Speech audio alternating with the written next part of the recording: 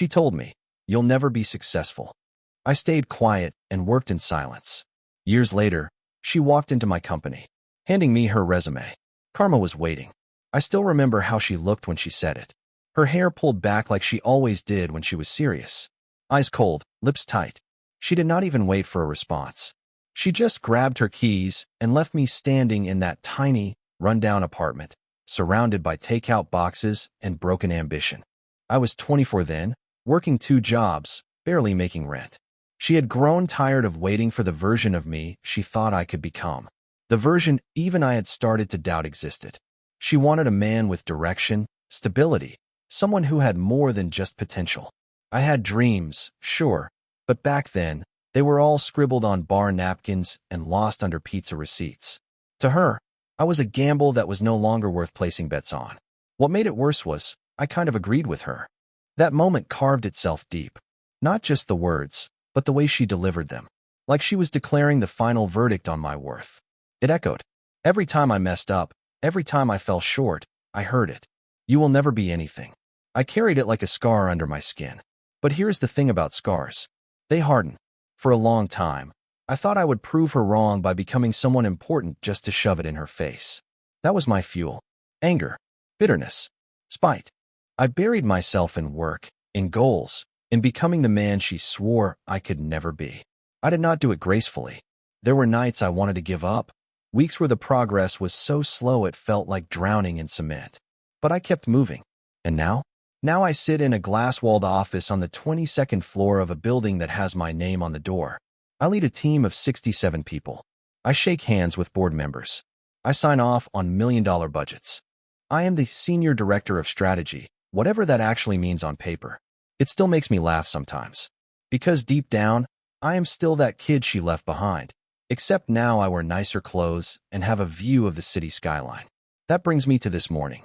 I was reviewing a short list of candidates for a mid-level project management role. Nothing fancy, just routine hiring stuff. I had half a bagel in one hand and my coffee going cold. The HR assistant slid the file in front of me. I flipped it open, skimmed the resume, and nearly dropped my drink. Her name, right there at the top of the page. Ashley Reynolds. The woman who told me I would never be anything was now applying to work under me.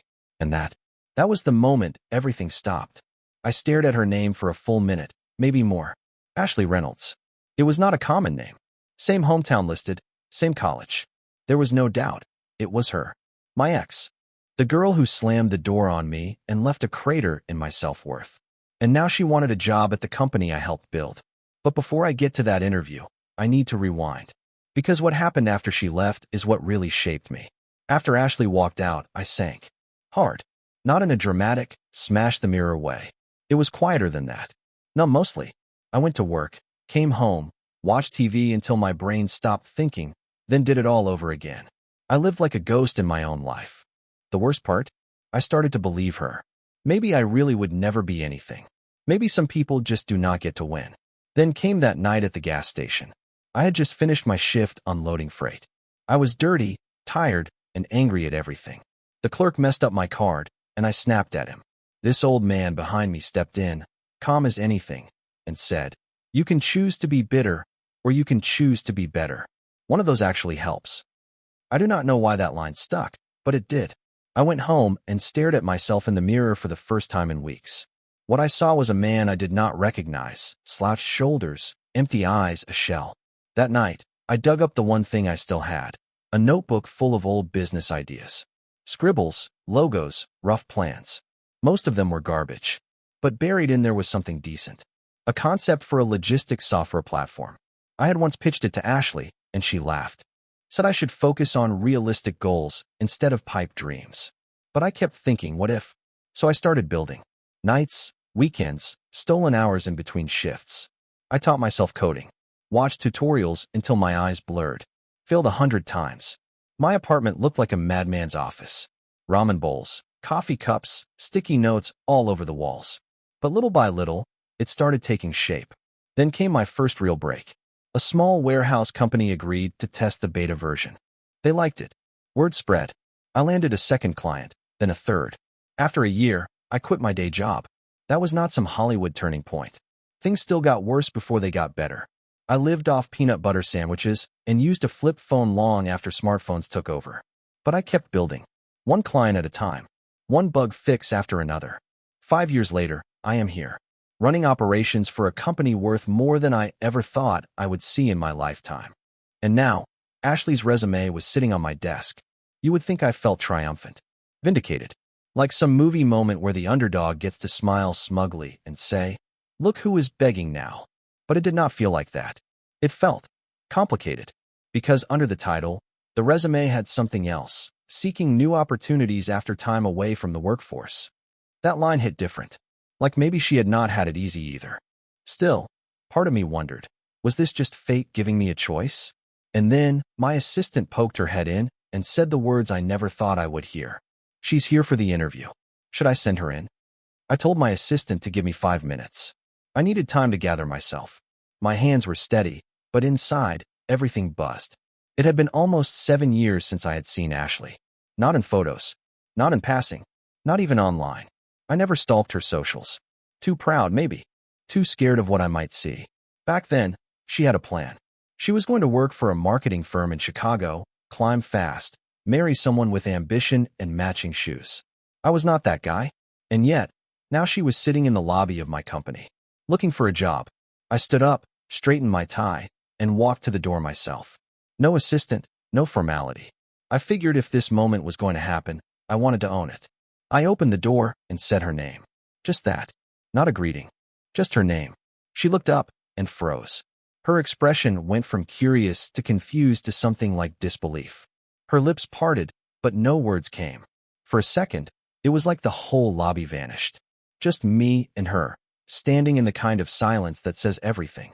Then she blinked, stood up slowly, and followed me without a word. Inside the room, I gestured to the chair across from mine. She sat, eyes flicking around, like she was trying to make sense of it all. I stayed quiet.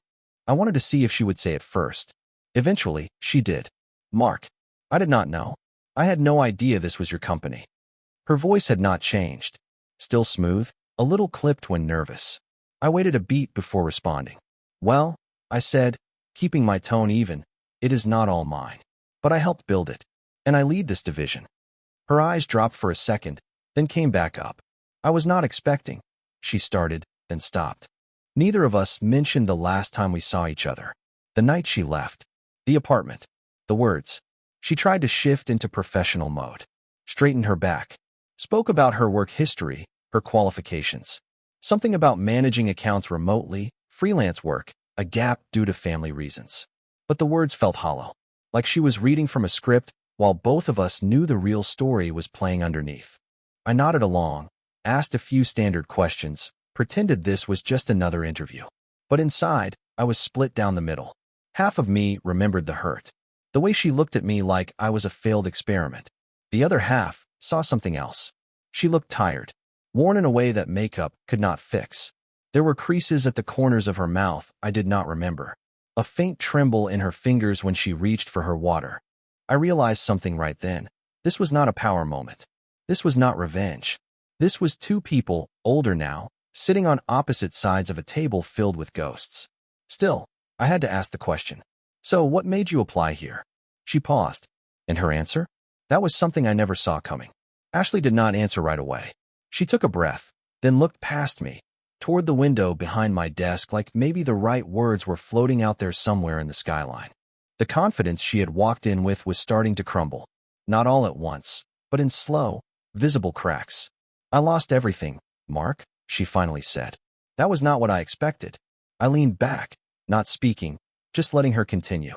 Her voice was low, almost flat, like someone who had rehearsed this in her head 1,000 times and hated every version. "My husband and I divorced last year. He left me with nothing but debt. The condo, the car, even my savings, gone. I had to move back in with my mother for a while. I have been picking up freelance contracts ever since just to keep the lights on." There was no trace of the girl who once looked down at me across a dinner table and told me I was chasing fairy tales. She continued, almost like she could not stop now that she had started. "I spent so long chasing stability, security, and I ended up with neither. All those things I thought mattered, money, reputation, image, they vanished overnight. For a split second, I wanted to feel satisfied. To sit there and think, you deserve this. But I couldn't. I just felt weirdly empty. She was not some villain monologuing. She was just a woman whose life had fallen apart, sitting across from a man she once left behind. And somehow, that made this whole thing even harder to process. She leaned forward slightly. I did not know you were here, Mark. I promise. If I had, I probably wouldn't have even applied. But I need this job. Her voice caught near the end. Just barely. She blinked fast and looked down at her hands. I could feel the heat rise in my chest, some mix of old pain and new confusion. This was not supposed to be how the story went. I was supposed to see her again from a place of strength and feel vindicated. Instead, I just felt the weight of the moment pressing down on both of us. I looked at her resume again. She had experience. She was qualified. That was the truth. But so was this. The person who once told me I would never be anything was now asking for a second chance, without even realizing the irony of where she was sitting. I looked her in the eyes and asked one last question. Do you still believe I was never going to be anything? She looked up slowly, and her answer changed the way I saw everything. Ashley met my eyes, but not with defiance. There was no sharpness left in her. No pride. Just something raw. I never meant it, she said quietly. That night, when I said you would never be anything, I said it because I was angry. I was scared. I frowned. Scared? That word threw me off. She kept going. You were changing, Mark. You had all these wild ideas, all this fire. And I was afraid you would outgrow me, that you would make it and leave me behind. That hit like a punch to the ribs. Not because it hurt, but because I had never considered it. Not once. I told myself I needed stability, she continued. That it was about being realistic. But the truth is, I just did not believe I could keep up with you. So I tried to pull you back down. I sat there, stunned. All those years I had been carrying her words like a curse, like a judgment that had defined me. But she had said it out of fear, not fact. I regret it every day, she added. Not just the words. The way I left. I thought I was protecting myself. But all I did was sabotage the one good thing I had. For a second, the room was silent. The air felt thick. That kind of silence that hums in your ears. I leaned back in my chair, trying to process what she had said. The girl who had once been so sure of herself was now sitting across from me, admitting that her confidence had been a mask. And I had believed that mask for years. Here is where it gets messy, eh? Part of me wanted to believe her, to let that weight I had been dragging finally fall away. But another part of me, the part that remembered cold nights alone, trying to prove I was worth something, still felt bitter. I had built this life from the ashes of that moment. Every sleepless night, every rejection, every tiny win stacked on top of doubt. And now she was sitting here, not as the girl who broke me, but as a woman who looked like she had been broken, too. I was still trying to sort through it all when my assistant buzzed in through the intercom. Mark, your 2 o'clock is waiting outside. I glanced at the clock. The interview was technically over. I had a choice to make. And just when I thought I had made up my mind, Ashley stood up and did something I never expected. She reached into her purse and pulled out a worn, folded piece of paper. Ashley unfolded the paper slowly, like it was heavier than it looked. Her hands trembled slightly as she placed it on the edge of my desk and slid it toward me without saying a word. I looked down. It was a letter, dated about 6 months after she left me. The handwriting was hers, neat, slanted, a little rushed in spots. The kind of writing you only use when you are pouring something out faster than you can think. At the top, it just said my name. Mark. I read the first line, and everything around me faded.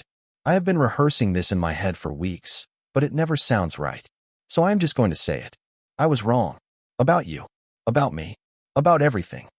My eyes kept moving, scanning the words like they were a map I never knew existed. She had written it at a time when I was still living in that dingy apartment, still working 2 jobs, still thinking of her as the reason I had failed. She wrote that she had wanted to come back, that she had been watching from a distance, proud and ashamed at the same time, that she had gone to the building where I used to work, hoping to run into me, but lost her nerve at the last minute. She ended the letter with one line that stuck in my throat. If you ever do become something big, and I know you will, just know I always believed in you. I just could not admit it back then. I looked up at her. Why did you never send it? She gave a weak shrug. Because I thought I had burned the bridge too badly. I figured you would hate me, and I probably deserved it. There was no victory in this moment. No gloating. No satisfaction. Just two people sitting in the middle of a truth that had been buried for years. She had believed in me, but she also ran. And that contradiction sat between us like a third person in the room. I folded the letter back up and handed it to her. "You should keep this," I said quietly. She nodded, slipped it back into her purse, and stood. "I will withdraw my application," she said, her voice barely above a whisper. "This was not fair to you. I should not have come here." She turned to leave. But just before she reached the door, I said her name. She froze, hand on the handle, and I asked a question I never thought I would ask. "What if you stayed?" Ashley did not turn around right away. She stood there with her hand still on the doorknob, like the question had locked her in place. I could see her shoulders rise and fall with a deep breath. Then she finally turned back, slower this time, eyes searching my face. "Why would you offer that?" she asked. "After everything?" I opened my mouth, but the answer did not come easy. It was not because I had forgiven her. Not fully. And it definitely was not pity. It was something more confusing than either of those. "Because I know what it is like," I finally said. "To feel like all your bridges are burned. To have nothing but regret and 1,000 versions of what you should have done differently. I know what it is like to feel small. To doubt yourself every minute of the day." She blinked hard. Her eyes were glassy now, but she kept her chin up. I looked at her, not just with old memories, but with fresh eyes. This was not the same Ashley who left me. Life had changed her. And truth be told, it had changed me too. Maybe offering her the job would have been a mistake. Maybe it would have been growth. I was still trying to figure that out. Before either of us could speak again, my office phone rang. I almost ignored it, but instinct made me reach for the receiver. The voice on the other end was shaky. "Mark, it is Jenna from HR. We need you in conference room B right now. There has been a situation." My gut tightened. I hated that phrase, a situation. It never meant anything good. "What kind of situation?" I asked. She hesitated. "Security flagged one of our applicants. Someone using a false name. We are trying to confirm if it is identity theft or something else. But you need to see this." I glanced at Ashley. She was watching me carefully now, reading my body language like she had done 100 times before. "I will be there in 2 minutes," I said, and hung up. Ashley raised an eyebrow. "Everything okay?" I wanted to say yes. I wanted to keep this moment between us untouched. But something was off, and I had a sinking feeling it was about to crash into both of us. "I have to step out," I told her. "Please wait here." She hesitated, then gave a small nod and sat back down slowly. I walked out of the room with my heart thudding like a drum. As I made my way to conference room B, something kept gnawing at me. A part of me knew this was not just about any applicant. This was connected. I opened the door, and there it was. A file, a driver's license, a flag document, and right on the front page, Ashley Reynolds. Except it was not her legal name. The air in conference room B was thick. Jenna slid the file toward me, her expression tight, uncertain. I opened it slowly, heart pounding in my ears. Inside were 2 documents, a résumé, the same one Ashley had submitted, and a flagged background report. Name, Ashley Reynolds. Also known as Ashley Kessler. That name hit like a slap. Kessler. It took me a few seconds to connect it. Then it came rushing back. There had been a fraud case, 2 years ago, involving a boutique consulting firm that went under after a financial scandal. Embezzlement, insider manipulation, NDA leaks. I remembered the headlines. Not all the names stuck, but Kessler was one of them. It had been buried under layers of corporate noise, and most people moved on fast. The ones involved either vanished or rebranded. And apparently, Ashley had been one of them. I looked at Jenna. "Is this confirmed?" She nodded slowly. "The system flagged it when we ran the deeper check." She used a variation of her middle name and her mother's maiden name. It worked until now. My mind raced. So much of our earlier conversation rewound itself in my head. The talk about divorce. About losing everything. The job history that had gaps she tried to explain away. It was not just a rough patch. She had been trying to outrun a past that was finally catching up. She never mentioned this. I muttered, more to myself than anyone else. Jenna cleared her throat. "If you want to have her removed from the building, we can have security." "No," I said quickly, maybe too quickly. "Not yet." I left the file on the table and walked out, every step heavier than the last. It felt like the floor under me was shifting. That room where Ashley sat waiting suddenly felt like a courtroom, and I was no longer sure who was on trial.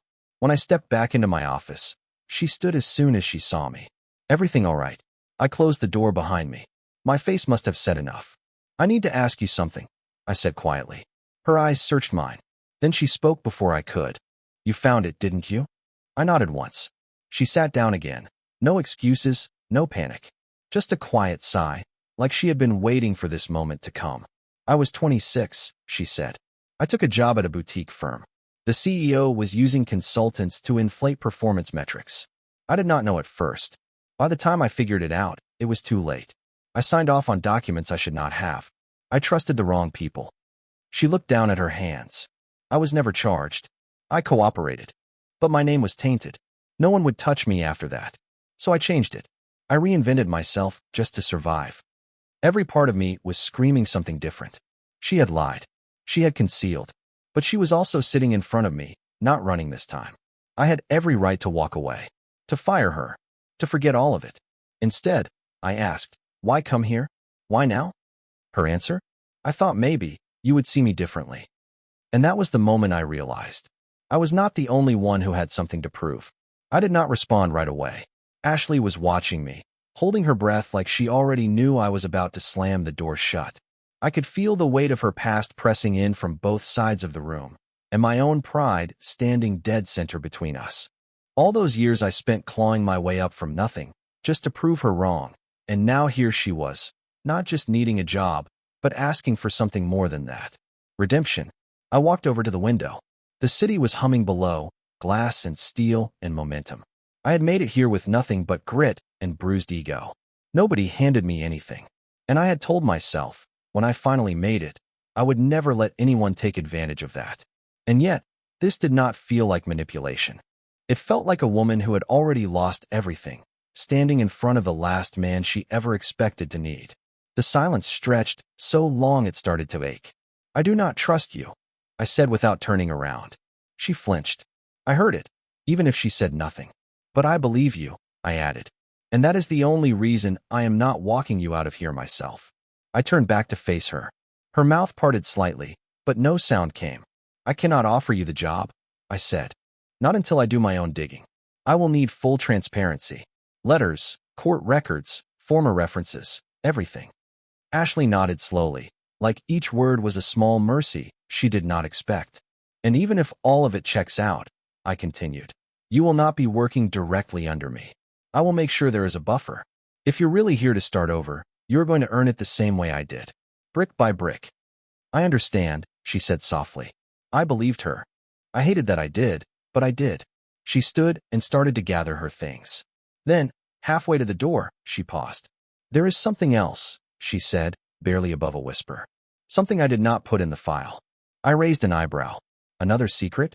She turned to face me, and her expression changed. There was no desperation now, only resolve. I came here because of your company. Because of you. I read the articles. I knew you had built something incredible. I never imagined I would actually see you again. She stepped closer. This was never about begging for a second chance. It was about facing you. Finally. And if that means walking away now, I can live with it. But at least this time, I will not be running. She placed a small envelope on my desk. No name. Just a seal. Then she left without another word. I stared at that envelope for a long time. And when I finally opened it, what I found inside changed everything I thought I knew about our story. Inside the envelope was a photograph. Not just any photo. It was old, worn around the edges, like it had been carried for years. Me, standing in front of that crappy apartment building with a tool bag in hand, dirt on my face, and a crooked smile. I had forgotten that picture even existed. On the back, in faded ink, were 4 words. I always knew better. No signature. No explanation. Just that. I stared at the photo for a long time. I remembered the day it was taken. My downstairs neighbor had snapped it after I helped her fix a busted door hinge. It was nothing major, but I remember Ashley standing on the balcony that day, watching. She had smiled then. A soft, quiet smile. One I had not seen again until yesterday. I sat back in my chair and exhaled slowly. For years, I had built my life on proving her wrong. Every late night, every decision, every rejection I overcame. I had carried her voice in my head like a challenge. You will never be anything. It had pushed me forward when nothing else could. But now I realized something that knocked the wind out of me. I did not need to prove anything anymore. Not to her. Not to anyone. My success did not belong to the ghost of who she used to be. It belonged to me, to the man who stayed up coding in the dark, who risked everything, who kept going when it would have been easier to quit. Ashley's words had shaped me, but they no longer defined me. A week later, after verifying everything she had claimed, I offered her a probationary contract, 6 months, conditional. She would not report to me. No special treatment. Just a chance. She accepted without hesitation. Over time, we did speak again. Briefly at first. Just updates, reports, meetings. Then a little more. Nothing romantic, nothing messy. Just two people rebuilding something different. Sometimes people change. Sometimes they don't. But one thing I have learned, success does not always roar. Sometimes it just looks like peace. And when you find yourself face to face with someone who once shattered you, the real power is not in revenge or silence. It is in being able to say, I made it anyway.